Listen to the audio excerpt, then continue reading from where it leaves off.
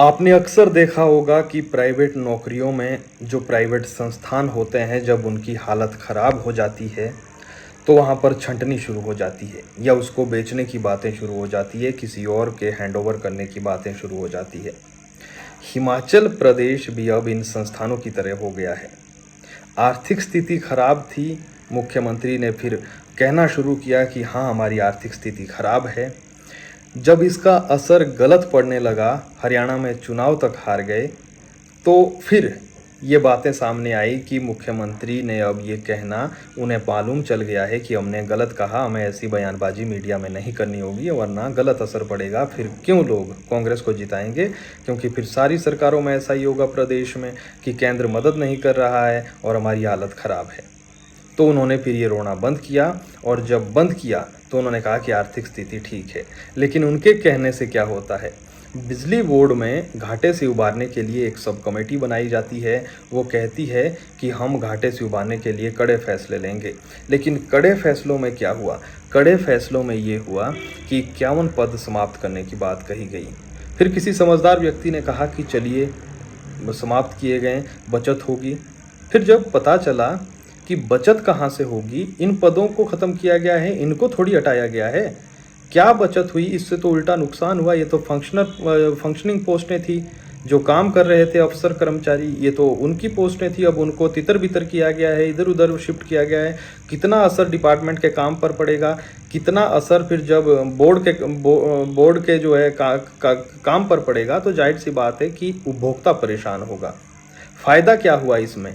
फिर धर्माणी साहब कह रहे हैं कि ये हम अभी की बात नहीं कर रहे हैं, 5-6 सालों में इसका असर दिखेगा। 5-6 साल का तो आपका पता नहीं कि 2 साल बाद आप कहाँ होंगे। यहाँ तो सरकार हर बार बदल जाती है, जब सरकार बदलती है तो आप लोगों ने रिवाज बना रखा है कि आपको उसकी योजनाएं पसंद नहीं आएगी, उसको आपकी नहीं आएगी, ना जाने फिर वो क्या फैसला लेंगे। फिलहाल तो फैसले लेने की ज़रूरत ये थी कि कैसे घाटे से उबारा जाए। वो तो कह रहे थे कि घाटे से तब आप उबार पाएंगे जब कोई बड़ा परिवर्तन होगा। बड़ा परिवर्तन कहाँ से होगा, आपके विधायक मंत्री, पूर्व विधायक, पूर्व मंत्री कितनी तनख्वाह ले रहे हैं, कितनी पेंशन ले रहे हैं। राजेश धर्माणी साहब का जिक्र बार बार इसलिए करना जरूरी है क्योंकि बीते समय वो कह रहे थे कि जो लोग बिजली का बिल दे सकते हैं, जिनकी आर्थिक स्थिति ठीक है, उनको बिजली का बिल खुद देना चाहिए। तो आर्थिक स्थिति तो आपसे बेहतर किसकी होगी। आप लोग तो अगर विधायक, पूर्व विधायक, आपके बड़े नेता, वो तो अगर महीने की तनख्वाह भी ना लें, 2-2.5 लाख रुपए आपको मिलते हैं, भत्ते भी ना लें, अपने पैसे से अपनी गाड़ी में जाएं, अपने ऐशो आराम पूरे करें, तब भी आप 50 साल तक आपकी आर्थिक स्थिति पर फर्क नहीं पड़ेगा। तो सबसे पहले तो शुरुआत आप लोगों को करनी चाहिए और जो सलाहकार हैं उनको सलाह ये देनी चाहिए कि बड़ा अगर असर डालना है कुछ, तो वो असर तब डलेगा जब आप लोग अपनी तनख्वाह, भत्ते, इन चीज़ों पर भी अंकुश लगाएंगे।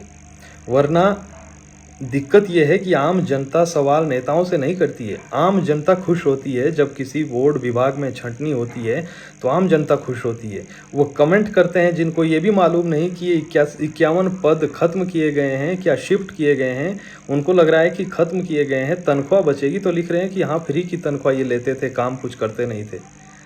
लेकिन आप अपने चहेते नेता के बारे में नहीं लिख पाते हैं कि आप लिखें कि वो तो घर से उनके पास तो इतना बड़ा व्यवसाय है, उनकी तो करोड़ों अरबों की संपत्ति है, उनको अपनी तनख्वाह छोड़नी चाहिए, उनको अपने जो है पेंशन नहीं लेनी चाहिए। अब धूमल साहब देखिए, उनको पेंशन मिलती होगी, तो क्या उनकी आर्थिक स्थिति खराब है, क्या वो नहीं कह सकते कि हमें छोड़ना चाहिए। मैंने उदाहरण दिया, बीजेपी वाले नाराज़ ना हो, ये मैंने एक उदाहरण दिया। बीजेपी है चाहे कांग्रेस है, बड़ा परिवर्तन तभी आएगा।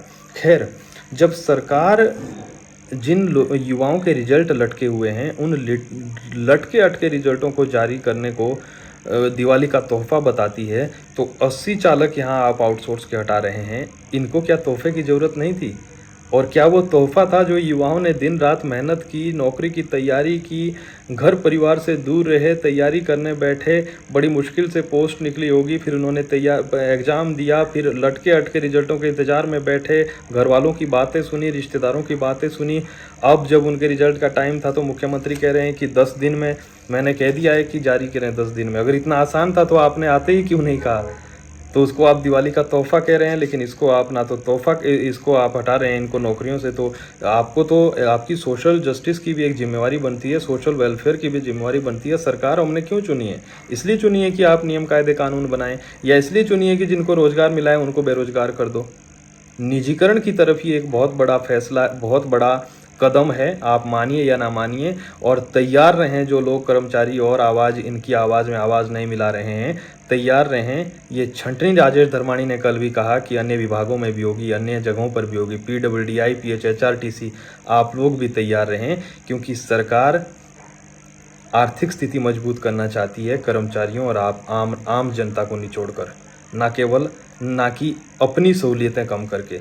इसलिए धर्माणी साहब से कल सब कमेटी की जो है सब कमेटी के साथ मुलाकात हुई कर्मचारियों की, और उन्होंने साफ शब्दों में कहा कि 51 पद जो समाप्त किए गए हैं उनको वापस रखा जाए, और टीमेट की जो भर्ती हम आपको कई सालों से कह रहे हैं उन भर्तियों को जारी करें, वरना सर्दी आने वाली है और वर्क टू रूल के तहत हम काम करेंगे। और जब वर्क टू रूल की बात आएगी, तो जब ये मंत्री और विधायक शिमला में अभी ठंड में बढ़िया ऊन के कोट पहनकर घूमेंगे, तब ये लोग रात को खंबे में नहीं चढ़ेंगे, ये लोग आपकी बिजली ठीक करने में नहीं लगेंगे। और जब मंत्री संतरी या फिर मुख्यमंत्री का किसी का प्रोग्राम होता है और जो है उस समय लाइट भी ना जाए, तब भी ये जो अधिकारी आपने बिठाए थे कर्मचारी, ये फिर इतना जो है वर्क टू रूल के तहत आएंगे, तो वो भी फिर टाइट खेलेंगे जैसा आप इनके साथ टाइट खेल रहे हैं। तो OPS देखिए, जो जिस OPS के नाम पर सरकार बनाई, वो उस OPS से भी ये कर्मचारी महरूम है। अभी तक इनको पता ही नहीं है कि क्या करना है क्या नहीं करना है, कुछ आगे से आया ही नहीं। तो अब वो कह रहे हैं कि OPS पर भी हम जो है इनको लेके आएंगे, लेकिन कब लाएंगे कब नहीं लाएंगे ये आने वाली बात होगी। लेकिन सरकार कह रही है कि उत्तराखंड की तर्ज पर हम जो है काम करेंगे, वहाँ पर कर्मचारियों की संख्या कम है और फिर हम जो है काम करेंगे। लेकिन मेरी उत्तराखंड में अभी अब से पहले, कुछ देर पहले उत्तराखंड के पत्रकारों से बातचीत हुई।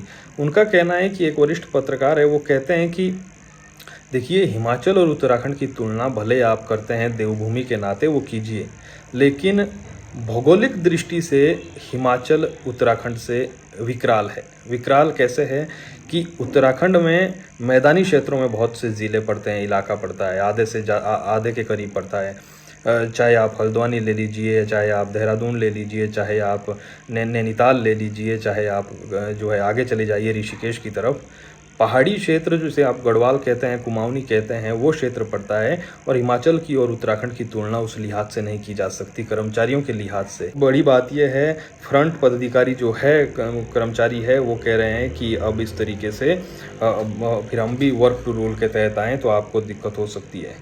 इसलिए अब देखना यह है कि इस पूरे विषय पर आगे क्या होता है, क्योंकि राजेश धर्माणी तो अड़े हुए हैं, कह रहे हैं कि ये फैसले हम इसलिए ले रहे हैं क्योंकि हमें 5-6 सालों में रिजल्ट देखना है। लेकिन रिजल्ट इस तरीके से कैसे दिखेगा, क्योंकि गोपाल दास वर्मा की वो बातें मुझे याद आती है जिसमें वो कह रहे हैं कि अगर अभी चुनाव हो जाए तो शिमला ग्रामीण, हरोली और नदौन के अलावा मुझे लगता है कि जो है वो दूसरा विधायक नहीं आएगा। ये तो समय बताएगा, लेकिन ये ज़रूर है कि आपको, सरकार को जो ये सलाहें मिल रही है, ये सिर्फ़ और सिर्फ अभी तक वो सलाहें मिली है जिससे मंत्री और जो कमेटी का अध्यक्ष होता है या मुख्यमंत्री है वो खुश हों, उनको किसी प्रकार का दुख ना हो, वो सलाह वो दे रहे हैं। कड़े फैसले लेने हैं तो अपने ऊपर भी लागू कीजिए, वरना इन फैसलों का कोई फ़ायदा नहीं है। इससे आम जनता को सिर्फ जो है परेशानी होगी।